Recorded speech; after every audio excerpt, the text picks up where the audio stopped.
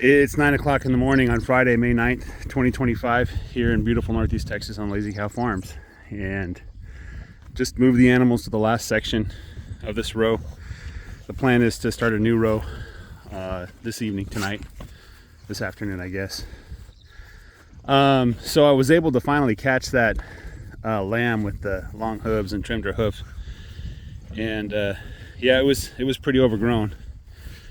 And I'm looking at some of the other sheep. There's quite a few sheep that have a little bit of lameness issues, so I'm going to pin them up.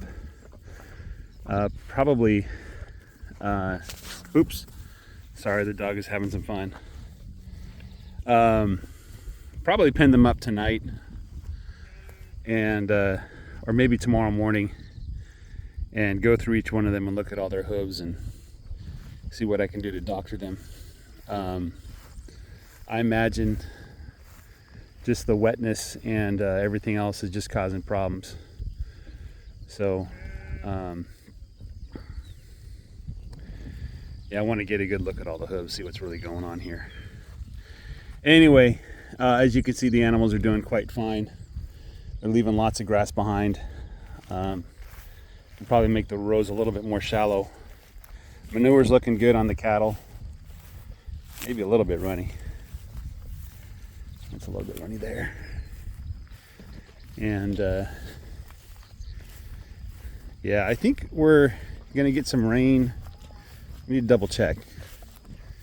I think today is supposed to be rain, and then we're gonna have dry and warm weather next week. And I was reviewing some of the videos and putting together kind of weekly and monthly summaries on my website, lazycowfarms.com, and taking notes on what's been transpiring this year so far. January, February, March. I didn't do a January summary yet. I'll do a January summary probably this evening if I get some time. But February, March, and April. So the pattern's been that February is probably the worst month of winter. And January is not very far behind that in terms of temperature and stuff like that. We had a weird January and February with some really warm days. March was pretty wet. I think there was one day we got like 4 inches of rain in March, but we've been having rain on and off. And I think at one point they thought we weren't going to get much more rain, but then April's been pretty wet too. And wet plus warm is not a good combination for the sheep hooves. So I should probably just plan during the wet and warm months just to pin up the sheep more often and take a look at their hooves and see what's going on there. Make sure it's we're not getting hoof rot and hoof scald throughout the flock, and if we do have it, that it doesn't get very far. Treatment is fairly easy. I use 10% solution of copper sulfate. I trim the hoof back as best I can, and in the extreme cases I wrap the foot. And there's like this gel, this ointment or whatever, it's supposed to help too. I haven't really seen it work on its own, but the 10% solution of copper sulfate seems to be the most effective treatment I have.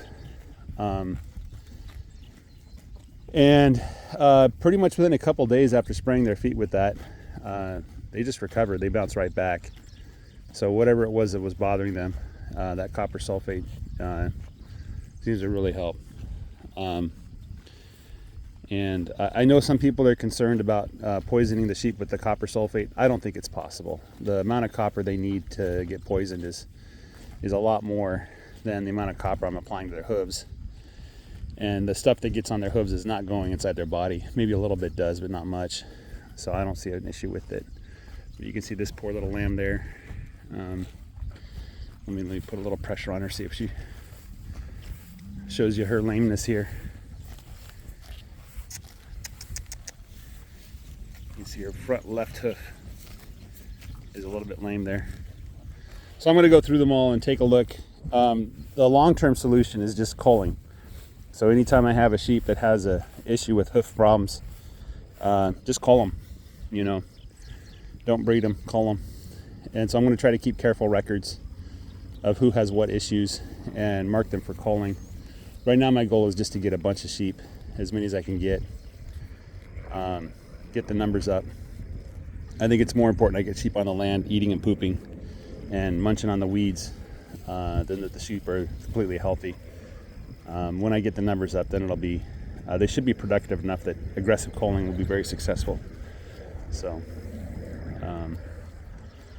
and the sheep that I've started with are pretty dang good sheep. These white sheep that I bought from Lampasas, and I don't have a complaint about them at all. So, anyway, guys, you have a great day. Take care. Bye-bye.